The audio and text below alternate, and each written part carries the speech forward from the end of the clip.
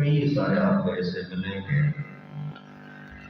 جو حرام کا سن کر کے چونک جاتے ہیں، اللہ اکبر، حرام چیز نہیں بھائی، مجھے تو حرام کام نہیں کرنا، مجھے تو حرام نوالا نہیں کھانا۔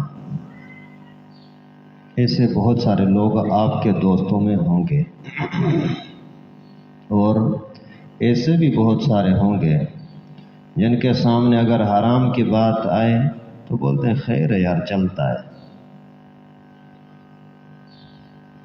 اور کون سے لوگ سارے حلال کھاتے ہیں کہ ہم حلال کے پیچھے لگیں۔ اس طرح کے جملے بھی بہت سارے لوگ بولتے ہیں۔ ابھی خود آپ اندازہ کریں،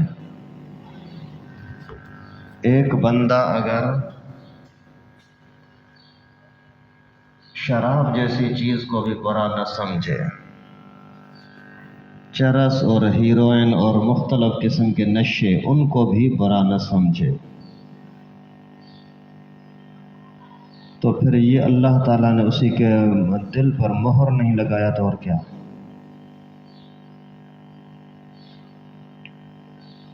خنزیر کا گوشت کھانے کو بھی برا نہ سمجھے۔ آپ اپنے دل سے تھوڑا سا سوچ لیں، آپ کو کوئی کتے کا گوشت آپ کھائیں گے؟ سوال ہی پیدا نہیں ہوتا، سوچنے کے لیے بھی تیار نہیں ہو۔ کھانا کھاتے ہوئے اگر یہ پتہ لگ جائے کہ یہ چوہے کا گوشت اس میں پڑا ہوا ہے، چوہا اس سالن میں آ گیا تھا، کوئی بندہ اسی کو سننے کو برداشت نہیں کرتا، طبیعت خراب ہو جاتی، ارے یار کسی گندی چیز ہو گئی۔ اور چوہا اتنا خراب نہیں ہے، بلی کتا اتنے خراب نہیں ہے جتنا خنزیر اور شراب خراب ہے۔ لیکن انسان ایسا اندھا ہو جاتا ہے کہ اس کو حلال حرام کے فرق کی تمیز ہی نہیں رہتی، پرواہ ہی نہیں رہتی میں کیا کر رہا ہوں، کیا کھا رہا ہوں، کیا پی رہا ہوں۔ یہ ایسا کیوں ہو رہا ہے؟ وہ بھی تو اللہ کی مخلوق، یہ بھی اللہ کی مخلوق۔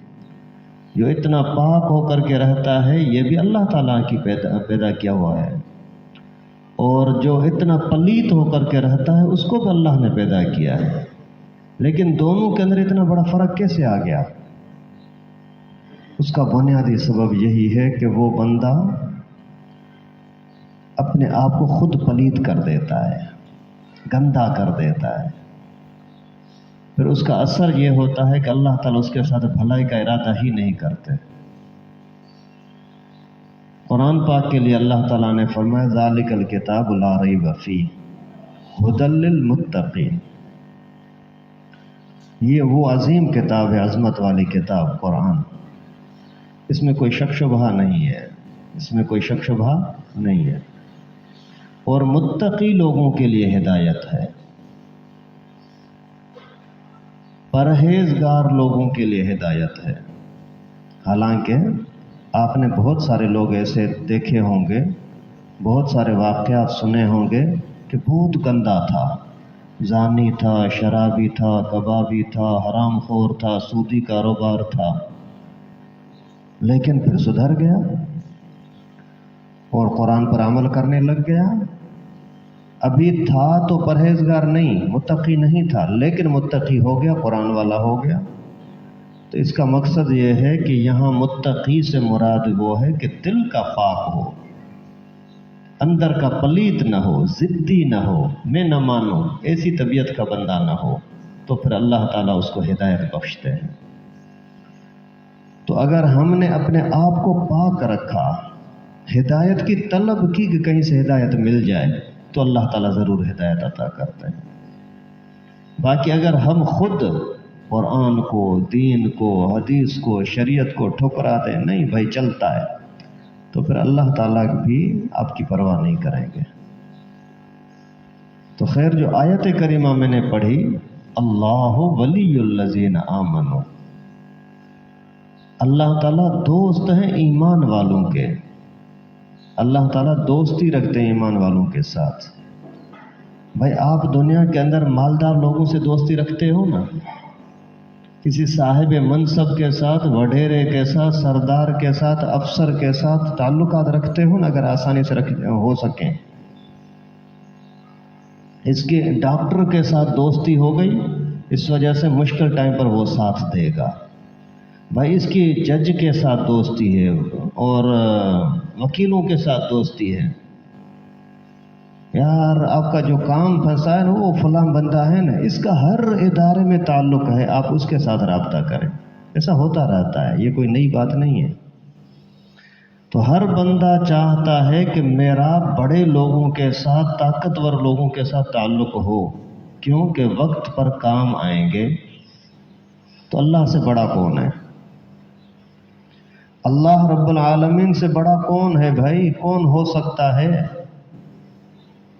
کوئی بھی نہیں ہے، نہ ہے نہ ہو سکتا ہے۔ اور خود اللہ تعالیٰ آفر کر رہے ہیں کہ آ جاؤ میرے ساتھ دوستی رکھو۔ اور وہ بات بھی قرآن میں اللہ تعالیٰ نے بیان کر دی، اللہ ولی الذین آمنوا، میں تمہارا دوست بن جاؤں گا اگر تمہارے اندر ایمان ہے۔ شرک کو دل سے نکال دو، غیر اللہ کو دل سے نکال دو، اللہ تعالیٰ کی خود آپ کے ساتھ دوستی ہو جائے گی۔ پھر جیسے آپ لوگ اپنے دوستوں کا خیال کرتے ہو نا، اس طرح اللہ تعالیٰ پھر تمہارا خیال کرے گا۔ اس سے بڑھ کر اللہ تعالیٰ آپ کا خیال رکھیں گے، لیکن شرط یہ ہے ولی الذین آمنوا، ایمان ہونا چاہیے۔ پھر کیا ہوگا؟ پھر اتنا کچھ ملے گا، اتنا کچھ ملے گا جہاں تک آپ کا وہم و گمان بھی نہیں، آپ کی سوچ بھی نہیں پہنچ سکتی کہ اللہ تعالیٰ مجھے کہاں سے دے رہا ہے، کیسے دے رہا ہے۔ یرزقہ من حیث لا یحتسب، ایسی جگہ سے آپ کو رزق ملے گا جہاں آپ کو وہم و گمان بھی نہیں ہوگا۔ وہ ایک واقعہ کوئی سنا تھا کہ ایک شخص کا، شاید ایک کوئی بوڑھی عورت تھی، اسی کا بچہ بیمار تھا اور بہت زیادہ بیمار تھا، اور ڈاکٹروں نے سب نے اسی کو منع کر دیا کہ اس کا علاج ابھی دنیا کے اندر کسی معالج ڈاکٹر کے پاس نہیں ہے، صرف ایک ڈاکٹر ہے جو پتہ نہیں امریکہ میں کہاں رہتا ہے، اس کے علاوہ اور کوئی اس چیز کو، اس مرض کا ابھی تک علاج نہیں کر سکتا۔ اس عورت نے بولا میں غریب، دیہاتی، جنگلی، جھونپڑی میں رہنے والی، جیسے آج کل بھی اسپتالوں میں جاتے ہیں نا، کچھ مرض ایسے ہوتے ہیں بولتے ہیں اس کا پاکستان میں علاج نہیں، باہر جانا پڑے گا۔ اس بیچاری کو بھی ایسے بول دیا۔ اب یہ حیران، کیا کروں، کیا ہو سکتا ہے؟ بس اللہ تعالیٰ کے سامنے مصلی بچھایا، نماز پڑھنا شروع کری، نوافل پڑھ کر کے دعا کرتی رہی۔ ابھی ظاہری لحاظ سے کوئی سبب ممکن نہیں ہے، کہاں سے میرا علاج ہو سکتا ہے، میرا معاملہ حل ہو سکتا ہے۔ ادھر سے اس ڈاکٹر صاحب کو کسی دوسرے ملک میں جانا پڑا، جا رہا ہے جہاز کے اندر، راستے میں اسی کے جہاز کو کوئی کریش کرنے لگا، خراب ہونے لگا، جہاز جا کر کے سائڈ پہ کہیں اتارا۔ ابھی وہ پریشان کہ مجھے جلدی وہاں پہنچنا ہے، ٹائم ہو رہا ہے، کیسے وہاں پہنچ سکتا ہوں؟ عالمی آدمی ہے، بہت بڑا طاقتور مالدار آدمی ہے، جہاز کا جب سسٹم ختم ہوا، آگے نہیں جا سکتا، تو وی آئی پی قسم کی گاڑی فوری طور پر منگائی، مجھے گاڑی کے ذریعے سے وہاں پہنچنا ہے۔ ابھی راستوں میں چلتے چلتے چلتے بالکل اسی دیہات کے اندر، اسی جھونپڑی کے قریب جیسے پہنچا، گاڑی خراب ہو گئی۔ گاڑی خراب ہو گئی، بہت ادھر ادھر سے زور لگایا، ڈرائیور کو بولا بھائی کچھ کر، بولا کوئی مرض اس گاڑی کا سمجھ ہی نہیں آ رہا، ابھی میں کیا کروں؟ تو بھلا ابھی کیا کریں، بھوکے مریں گے، یہاں کچھ کھانے پینے کا بھی نہیں ہے۔ جھونپڑی پر نظر پڑی، وہاں جیسے گئے تو وہاں بھائی ہم مسافر ہیں، کوئی کھانا شانا یہ وہ تو انہوں نے، گھر والوں نے جو کچھ کھلانا تھا کھلا دیا، اور اس کے بعد یہ بچہ رو رہا ہے، اس کا مرض سامنے محسوس کیا ڈاکٹر نے، بولا کہ یہ کیا ہوا ہے بچے کو؟ خود ڈاکٹر صاحب پوچھنے لگا، اس نے بولا اس کو وہ بیماری ہے، اس طرح کی بیماری ہے۔ یہاں کے ڈاکٹروں نے بولا وہ فلاں ڈاکٹر ہے نا، تو وہی اس کا علاج کر سکتا ہے اور کوئی نہیں کر سکتا۔ میں غریب ہوں، میرا کہیں باہر جانا ہی نہیں ہوا، کہیں ممکن ہی نہیں ہے کہ میں کہیں باہر اس کو لے جاؤں، ابھی بس اللہ کے حوالے بیٹھی ہوئی ہوں۔ تو اس نے بولا کہ بچے کو سامنے کرو، وہ علاج وغیرہ جو کچھ تھا اسی نے پورا علاج کیا، اور پھر اس کو تسلی دے کہ اماں جس ڈاکٹر کی تو باتیں کر رہی ہے وہ ڈاکٹر میں ہوں۔ اور پھر جب علاج ہوا پھر گاڑی کی طرف گیا تو گاڑی چالو ہو گئی اور سارا کام ہو گیا۔ ابھی یہ کسی بزرگ نے لکھا ہے واللہ اعلم، لیکن اللہ رب العالمین کے سامنے یہ کوئی مشکل نہیں ہے۔ اللہ تعالیٰ ایسے انداز سے آپ کے لیے راستہ بنا دیں گے کہ آپ کا وہم و گمان میں بھی نہیں ہوگا کہ یہ کیسے ہو سکتا ہے۔ تو اللہ ولی الذین آمنوا، اللہ تعالیٰ تمہارے ساتھ دوستی رکھیں گے جب تمہارے اندر ایمان ہوگا۔ یخرجہم من الظلمات الی النور، اللہ تعالیٰ آپ کو اندھیروں سے روشنی کی طرف، پریشانیوں سے خوشیوں کی طرف، غمیوں سے خوشی کی طرف، اور تباہی سے آسانی کی طرف اللہ رب العالمین آپ کے لیے راستہ بنائیں گے۔ ابھی اسی ہی واقعے کو دیکھو کہ وہ بیچاری بالکل اندھیرے میں تھی، نا امید تھی، کوئی صورت نہیں ہے، اللہ تعالیٰ نے کیسے مدد کی۔ اسی طرح سے مالی لحاظ سے آپ قرضے میں پریشان ہیں، رزق کے لحاظ سے پریشان ہیں، بیماری کے لحاظ سے پریشان ہیں، عزت نہیں مل رہی، سکون نہیں مل رہا، آپ اللہ تعالیٰ کے ساتھ تعلق مضبوط جوڑو، انشاءاللہ العزیز سارے مشکلات حل ہو جائیں گی۔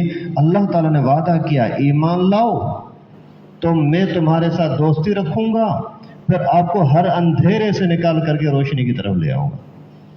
علماء نے لکھا ہے کہ یہاں اللہ تعالیٰ نے فرمایا یخرجہم من الظلمات، ظلمات جمع ہے، مانا جتنی قسم کی اندھیرے ہوں، جتنے قسم کی مصیبتیں اور پریشانیاں ہوں، وہاں نور کی طرف لے آؤں گا۔ نور ایک ہی چیز ہے، روشنی، مانا سکون۔ ہر اندھیرے سے نکال کر کے سکون کی طرف آپ کو اللہ رب العالمین ہدایت بخشیں گے، نکال دیں گے۔ لیکن پہلی بات پر تھوڑا سا آپ دوستی یہ غور کریں کہ دوستی اللہ کے ساتھ رکھنے کے لیے ایمان لے آئیں۔ پھر اسی ہی ایمان کو حاصل کرنے کے لیے رکاوٹیں ہوتی ہیں، گناہ، برائیاں، دل کا میل، گندگی، تو ان سب کو نکالنے کے لیے پھر اللہ تعالیٰ نے کچھ خصوصی پیکیج دیے ہوتے ہیں۔ ان پیکیجوں میں سے ایک پیکیج کا نام ہے رمضان۔ جو خصوصی آفر ہوتی ہے نا کمپنیوں کی طرف سے، وہ آفر خصوصی طور پر ابھی آئی ہے آپ کے سامنے، رمضان کی آفر، کہ رمضان کا تھوڑا سا قدر کریں۔ ویسے تو بہانہ چلتا ہے، یار پھنسا ہوا ہوں، شیطان نہیں چھوڑتا اور موقع نہیں ملتا، یہ ہوتا ہے وہ ہوتا ہے۔ شیطان بھی بند ہو گیا۔ اگر کوئی بندہ کہیں قید میں پھنسا ہوا ہو، باہر سے دیواریں ہوں، چوکیدار کھڑے ہوں، پولیس والے ہوں، فوج کھڑی ہو، آپ کو جسم کے اوپر زنجیریں لگی ہوں، ان سب کو چھڑانے کے لیے اگر آپ کو کوئی جیلر آ کر کے بولے، جیل کا بڑا، بھائی وہ فلاں ٹائم جو ہے نا، رات کو 1 بجے تو تیار رہنا، میں ایسا کروں گا کہ یہ دروازہ تیرے لیے کھول دوں گا، یہاں دیوار توڑ دوں گا، اور باہر والے جو باہر کھڑے ہیں، یہ فوجی کھڑے ہیں، پولیس والے کھڑے ہیں، ان کو میں نشہ پلا دوں گا، ان کو کہیں سائڈ پر بھیج دوں گا، اور آپ کے زنجیر وغیرہ بھی کھول دیں گے۔ آپ کو بھاگنا ہے تو اسی ٹائم پر بھاگ جانا۔ ابھی کوئی بھی بندہ اگر اسی ٹائم پر سویا رہے تو پھر سونے کے بعد جب وہ وقت 1 گھنٹے کا نکلنے کا تھا وہ نہیں نکلا، تو ابھی مجرم خود ہے یا کوئی اور؟ اپنے پر ظلم کرنے والا خود ہوا نا۔ تو یہ بھی اسی طرح سے سمجھو، شیطان نے، ابلیس نے آپ کو جکڑا ہوا ہے، آپ کو نیکی کا سوچنے نہیں دے رہا، مسجد کی طرف آنے نہیں دے رہا، دین پر، مسجد پر، غریبوں پر، محتاجوں پر، مریضوں پر خرچہ کرنا نہیں دے رہا، ہر طرح سے آپ کو جکڑا ہوا ہے، دماغ آپ کا پورا برائی میں لگا ہوا ہے۔ ایسا دماغ کے اوپر آ کر کے بیٹھ گیا، کوئی اچھائی آپ کو سوچنے بھی نہیں دے رہا۔ ابھی اللہ رب العالمین نے فرمایا کہ اسی موقع پر رمضان کے اندر میں آپ کے لیے سارے دشمنوں کو ہٹا دیتا ہوں۔ آپ تھوڑی سی ہمت کرو، تھوڑی سی ہمت کرو، زنجیر بھی آپ کے کھول رہا ہوں، دشمن بھی آپ کا بند کر رہا ہوں، آپ کے لیے راستہ بھی نکلنے کا آسان کر رہا ہوں، پھر بھی اگر کوئی بدبخت ایسا ہو کہ رمضان کے اندر رمضان کی قدر نہ کرے تو اس سے بڑا بے وقوف اور کون بھائی؟ تو کرنا کیا ہے؟ کم از کم اتنا کریں، کم از کم اتنا کریں کہ رمضان میں ایک بھی نماز جماعت سے نہ چھوٹنے پائے، پابندی کے ساتھ جماعت کے ساتھ ساری نمازیں پڑھیں۔ تراویح کوئی ایک بھی آپ کی نہیں جانی چاہیے، زیادہ نوافل نہ پڑھیں، جو لازمی ضروری خصوصی عبادتیں ان کا تھوڑا سا خیال کریں بس۔ آپ نے اشراق نہیں پڑھا خیر ہے، اوابین نہیں پڑھا خیر ہے، چاشت نماز نہیں پڑھی، زیادہ 4 پارے 5 پارے تلاوت کے نہیں کر سکے، صرف اتنا کریں نماز ساری کی ساری پابندی کے ساتھ پڑھیں، جماعت کے ساتھ، تراویح کی پابندی کریں، روزہ پابندی کے ساتھ رکھیں، اور اگر زکوٰۃ آپ کے اوپر فرض ہو رہی ہے تو لازمی ادا کریں۔ 100 روپیہ زکوٰۃ ہو رہی ہے، 101 روپیہ دے دیں، 5 روپیہ دے دیں، 99 روپیہ نہیں ہونا چاہیے۔ ویسے ہی اٹکل اندازے سے زکوٰۃ ادا نہ کریں، اور قرآن پاک کو ایک پارہ کم از کم تلاوت کی کوشش کریں، تلاوت کی کوشش کریں، ایک پارہ۔ عام طور پر عام آدمی کو ایک پارہ تلاوت کے لیے آدھا گھنٹہ لگتا ہے، اس سے زیادہ نہیں لگتا۔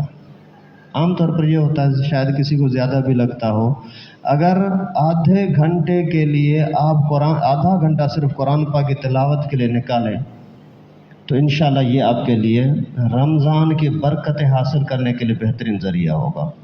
نماز ساری جماعت کے ساتھ، تراویح پابندی کے ساتھ، روزہ کوئی بھی ناغہ نہیں ہونا چاہیے، اور زکوٰۃ اگر مال ہے تو زکوٰۃ کا ادا کرنا، اگر پتہ نہیں لگتا ہے نہیں ہے تو مولویوں سے پوچھو، مفت میں علماء کرام آپ کی خدمت کے لیے بیٹھے ہوئے ہیں، ڈاکٹر آپ سے مشورہ لیں گے، پیسے لیں گے، اور وکیل شکیل آپ سے پیسے لیں گے، کسی کاغذ شاغذ لینے کے لیے کہیں آفس سے نکالنے کے لیے جاؤ گے وہ آپ سے رشوت لیں گے، پیسے لیں گے۔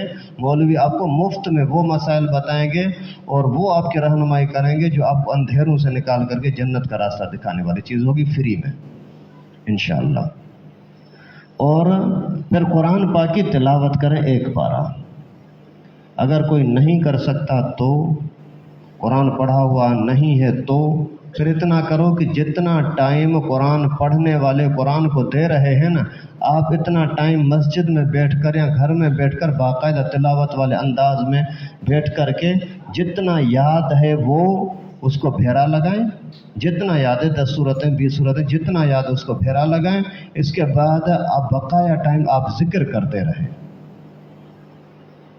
ذکر کرتے رہیں، اور جیسے ہی قرآن پاک کی تلاوت ختم ہو تو لازمی یہ عادت بنائے، پھر 10-15 سیکنڈ کی 1 منٹ کی ہاتھ اٹھا کر کے دعا کریں۔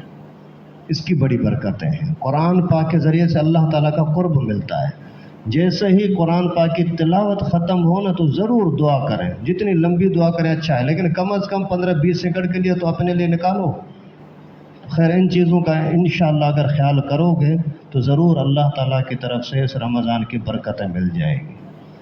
اللہ تعالیٰ سے دعا ہے کہ ہم سب کو رمضان کی قدر کرنے کی توفیق نصیب فرمائے، اور اس مبارک برکت والے مہینے کے اندر جو کچھ اللہ تعالیٰ کے احکامات ہیں وہ پابندی کے ساتھ پورے کرنے کی توفیق نصیب فرمائے۔ اسی رمضان کی برکتوں سے اللہ تعالیٰ پچھلی ہماری زندگی کی کوتاہیاں اپنے فضل و کرم سے معاف فرمائے۔ وآخر دعوانا ان الحمدللہ رب العالمین۔ جن ساتھیوں نے سنت نہیں پڑھی وہ سنت پڑھ لیں۔